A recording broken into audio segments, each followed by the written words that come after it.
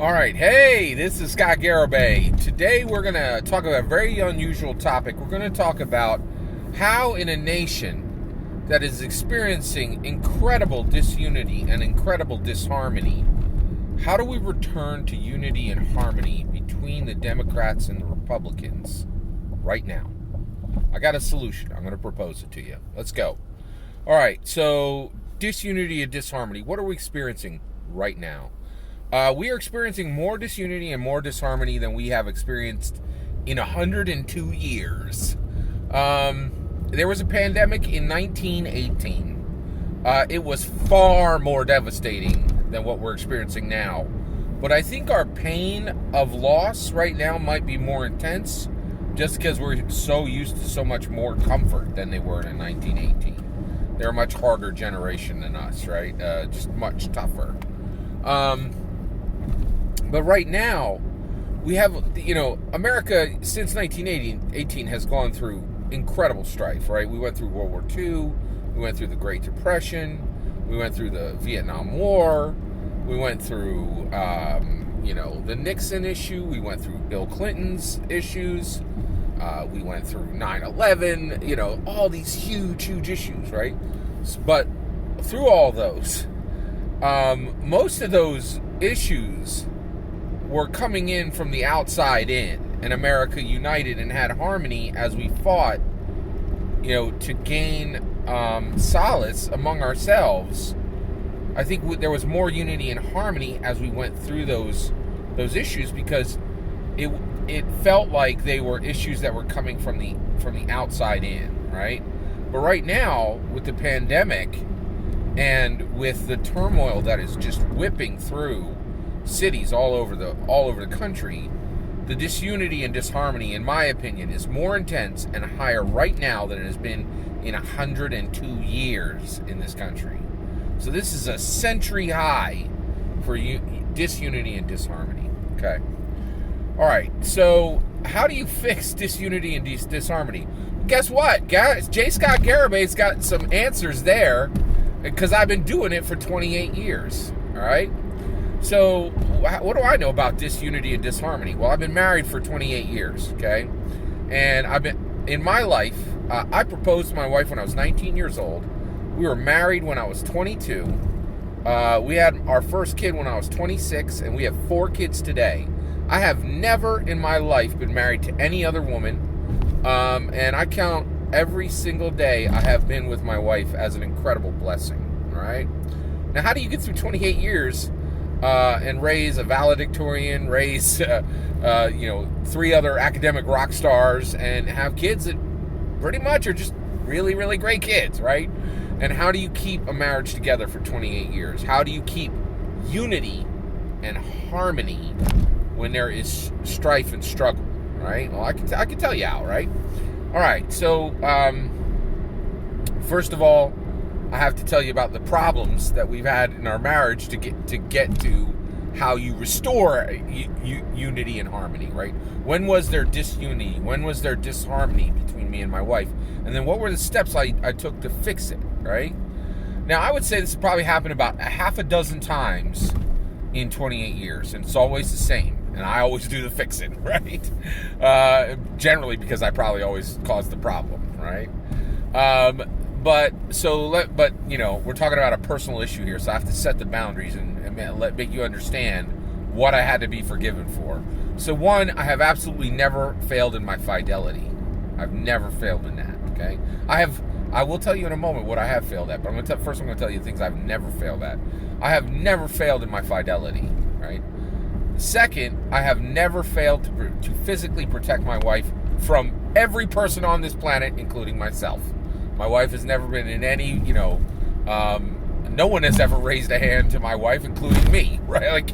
And that just comes from my parents. They were like, you never hit anyone, right? And to strike anyone is completely wrong. Okay, so where did I fail? Well, I emotionally hurt her multiple times. I failed to be kind at times, and I lied to her at times, right?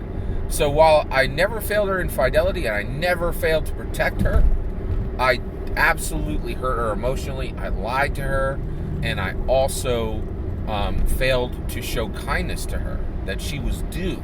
She was due kindness from me every single day of our lives. So at least a half a dozen times, I have caused disunity and disharmony in our relationship, and I had to restore unity and harmony. Okay? Now, how did I do it? Well, the pattern was the same every single time. There's only one solution. Okay? One solution. Now, the timing on it was different each time. The words were different each time. The execution, the speed at which I fixed things were different each time. But the solution was always the same. Here's the solution, right? I said, I was wrong. I am sorry. Now I changed my behavior. And then I executed those words, right? That's how it was fixed every single time, right? It had to be sincere, and there had to be elbow grease in the execution, okay? The pattern was the same every single time, right? Now, we got a relationship in this country. Where's the relationship? It's between the Republicans and the Democrats, right? Now, why is it between them? Because no other political powers matter. None. When it comes to political power in America, you got the Democrats, you got the Republicans, and nobody else. That's it. That's all that matters, okay? And there's a bunch of non-voters, and they do not matter, right? Because they don't have any political power, right? And right now, there is disunity and disharmony between the Republicans and the Democrats, the levels of which I have never seen in my life, and frankly, I don't think have been seen since the Civil War, okay? All right. So, how do we get unity and harmony between the Republicans and the Democrats? I think there's a path. Now, what is the path? Well, the path was revealed to me in a shocking place, right? Where was it revealed to me? It was revealed to me on the Joe Rogan show. Joe Rogan, I really believe he's the most important journalist alive today. He is doing free-form interviews. They are long, they are open, they are sincere, they are genuine. They don't match anything you will see on any channel, right? And they're independent. It's really incredible, right? So where was the path displayed? Well, in his 2-hour and 20-minute interview with Miley Cyrus. What? A Disney star showed the path to unity and harmony in American politics? Yes, I'll tell you how. All right, so she was a Disney star, and now she is being very open about her life and the impact on her life from 420, all right? Miley Cyrus is very clear, and she says that her father, Billy Ray Cyrus, used 420 his entire life and continues to use it now. Miley Cyrus says that her mother, when things started out, her mother did not use 420, but she now uses 420 a lot, right? Like that's what Miley Cyrus is saying, right? Not me. And then and she said this live on mic on Joe Rogan's show. She said that she now does not, and she is dedicated and striving for sobriety, right? And she says that massive impact came to her life through her father's use, her mother's use, and her own use. And she also says that she is a child who started with everything and got more, right? And she said, and with that said, she said her life has essentially been marinated in 420, right? Through her father's use first, through her mother's use, through her own use, and that she has reached a point in her life where she realizes that she has made mistakes because of her 420 use. It has led her into mistakes with her relationships, with the food she ate, right? And with the relationships she had, with the food she ate, and it kept her from sobriety. It kept her from being clear and focused and being able to live a life of her own unaltered choices, right? And when asked if, she would recommend that somebody go through the path she went through, she said, I would not recommend it, right? And she is trying to distance herself from the massive damage of her life that has come through 420, through her father's use, her mother's use, and her own use, right? And if you think I got any of that wrong, just go watch the video. Just go watch the tape. It's pretty incredible, actually, right? And this is a person who basically, this 420 life, this had bumpers on it. This had bumper rails on it, right? Because the reality is, her, if she screwed things up because of her 420 use, there were massive resources, money, to fix the problems. And she still says that, 420 really just like, no pun intended, took a wrecking ball to her life, right? And that now she's coming out and saying it was a mistake. Her use was a mistake. And frankly, she's also, I think she doesn't say directly that her father and her mother's use are still impacting her terribly. But that's only because, I feel like that's only because she still loves them and doesn't want to say, they should really be clean too. Because, and I also think she's respecting their choice, because she can only change herself. She can't change them, right? So I was rocked to the core when I heard her interview and how devastating this was. Now, what's that got to do with the Democrats and the Republicans? Well, guess what, right? There's an apology that is owed. The Democrats need to say, I was wrong, I'm sorry, and now I changed my behavior. About what? About 420, right? The Democrats have been wrong for 60 years on 420. And we are reaping a harvest of woe because the Democrats were so wrong on 420. All right, so what's the issue? I'm not here to tell you that this is some terrible substance that destroys lives. What I'm saying is that the Democrats have destroyed our political system because of their allegiance to this silly, completely unnecessary, and frankly, useless substance, right? Now, how do we get here? It's not the use of the substance, it's the flouting of the law, right? Democrats have wink, wink, nudge, nudged, flouted the laws against 420 for 60 years, right?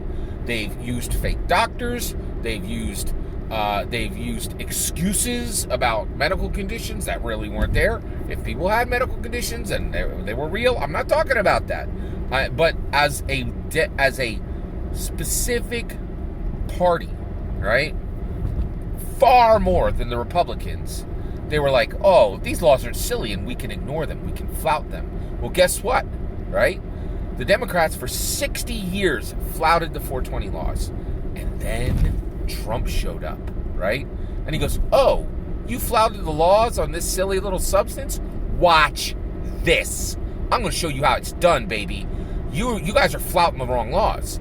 I'm going to flout laws about quid pro quo with other nations. I'm going to flout long-standing regulations that executive governmental employees should not be using time and effort of the government to campaign. I'm going to totally flout them. I'm going to flout the laws that say a person should not use the role of president to profit themselves massively, right?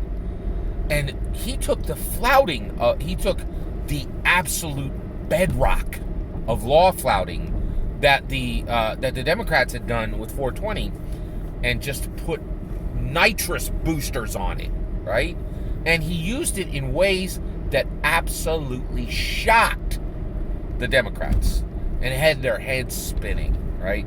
They're like, oh my gosh, good grief. We were flouting the law to get this one ridiculously small benefit, and here he is running away with the world by flouting laws.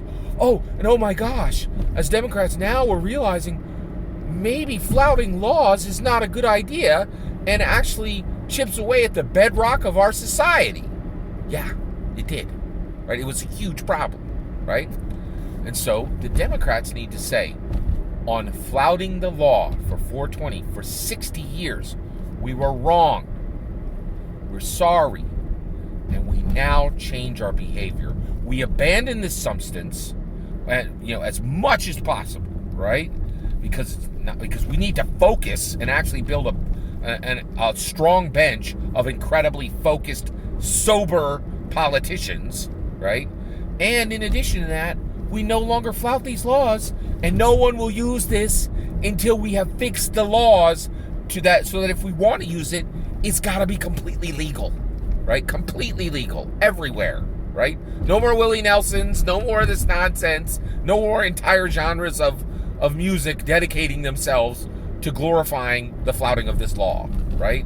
All really under the Democrat banner, almost exclusively. I'd say it's like 95%, right? You know what I mean? So, and the Democrats have to do this. Oh, I hear you. I understand what you're saying. We're just going, well, why do the Democrats have to do this? Because the Republicans never will, right? And because the Democrats pretend to be or actually not pretend, they claim to be protagonists. They claim to want unity and harmony, right? The Republicans aren't even pretending to want unity and harmony. If there's going to be unity and harmony in this country, it's got to come from the Democrats, because it sure as heck is never going to come from the Republicans. And honestly, I'll say, if you're looking at who, Republicans and Democrats, it's a 51-49% split for protagonist, antagonist.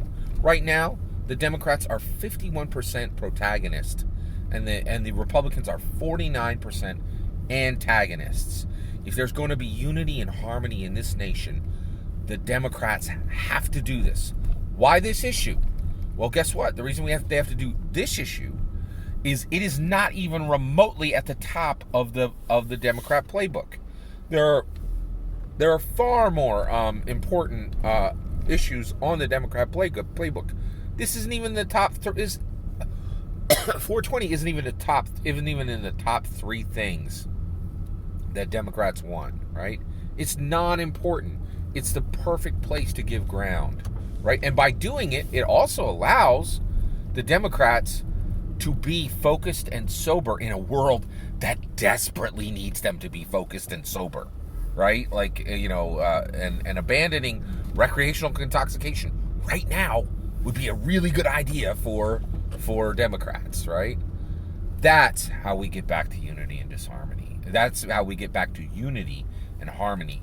And that's how we leave disunity and disharmony in the dust. That's my opinion. I'd love to hear your opinion. Let me know in the comments below. Please consider liking and subscribing, and have a wonderful millennium.